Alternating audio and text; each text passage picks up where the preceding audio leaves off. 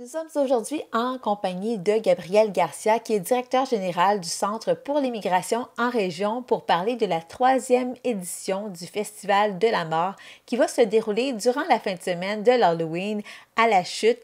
En fait, dites-nous, Monsieur Garcia, où exactement où et quand exactement ça aura lieu?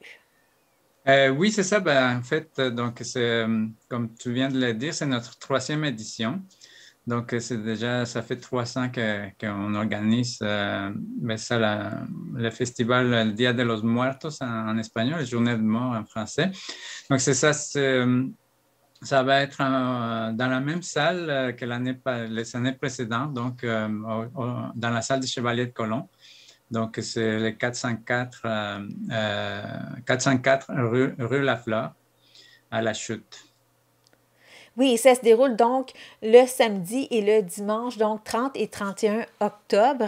Et quel sera l'horaire donc des festivités? Quelle est la programmation pour ces deux journées? Oui, c'est ça. Donc, on commence, comme tu viens de le dire, le samedi le 30, à partir de 1 heure de l'après-midi. Donc, c'est une journée plus tranquille le samedi. On invite les personnes à venir faire le tour puis voir les expositions qui vont être sur place. Donc, un peu comme l'année passée, on a des invités, des artistes invités qui ont fait de l'art plastique pour la journée. Donc, c'est ça, il va y avoir des peintures, des sculptures, soit de papier mâché ou d'autres matériaux qui vont être exposés sur place. Puis évidemment, il y a déjà le traditionnel hôtel dans lequel on met des offrandes et tout ça. Donc, c'est ça. Nous-mêmes, comme organisation, on fait un hôtel, mais on invite aussi de participer à d'autres organismes, organisations, entreprises de la région pour venir faire un hôtel aussi à leur image. Et sinon, dans les artistes visuels, on a déjà pas mal toute la liste. Donc, évidemment, il y a des artistes de la région qui sont quand même assez connus comme Jessica Peters, qui a cette année, elle va participer. Elle nous a dit oui, qu'elle participerait. Il y a Marie-Josée Boileau, que c'est une artiste ici de Granville-sur-la-Rouge. Il y a un artiste mexicain, Fernando Calderón, qui vient de Montréal. Ben, moi, comme artiste aussi, je participe. Il y a Alejandra Garcia, Brenda Garcia, Luz Garcia, Juan Manuel Vázquez. Lui, c'est un artiste de Montebello. Il est établi à Montebello, mais il est d'origine guatémaltèque. Il y a Madame Scarlett Jane Arroyo. Elle est d'origine de Costa Rica. Il y a Erin Robinson, qui est une artiste aussi d'ici de Granville-sur-la-Rouge. Il y a un monsieur qui s'appelle René Leloup, il s'est fait appeler comme ça, aussi de Granville. Puis, il y a aussi des enfants qui vont exposer des crânes qui ont fait à l'école alternative, des projets alternatifs de l'envol de Colibri à l'école Saint-Julien. Puis, il va y avoir aussi des élèves de l'école secondaire Sacré-Cœur sous la direction d'Isabelle Brisson, qui est devenue professeure d'art plastique au séminaire de Sacré-Cœur. Ben, ça qu'elle participe aussi à l'exposition. Donc ça, c'est pour le samedi, dans le fond, les œuvres qu'on va pouvoir retrouver. Et le dimanche, ça se poursuit, même heure, donc à partir de 13 heures à la salle des Chevaliers de Colomb de la Chute. Oui, c'est ça que j'allais commencer à expliquer un peu. Après, on va à la programmation de dimanche. C'est là qu'il y a comme plus d'activités. Donc, encore une fois, on commence à 1 heure de l'après-midi. Dans les deux cas, c'est ça, j'ai oublié de dire qu'il va y avoir du maquillage sur place pour les personnes qui aimeraient ça se maquiller, évidemment, avec les symboles, comme on voit ici en arrière-plan, l'esquelette mexicain, ou que nous, on appelle en espagnol la Catrina. Donc, c'est ça, il va y avoir le maquillage d'une maquilleuse sur place, Isabelle Pilon, qu'elle est originaire aussi de la région, qui va être sur place pour maquiller les personnes qui voudraient se maquiller.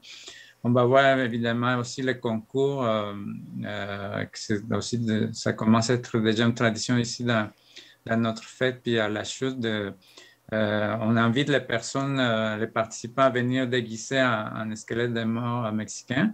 Puis nous, on fait un concours avec un jury ici, mais aussi sur Facebook, sur la page Facebook, on demande au grand public de faire, faire un vote pour les déguisements les plus originaux. Donc, on a comme 2 concours qui se font. On a aussi de la musique puis de la danse mexicaine, donc pour montrer un peu la tradition de danse puis de musique qui vient liée aussi à la fête, comme on le sait, c'est une fête que c'est assez festive aussi.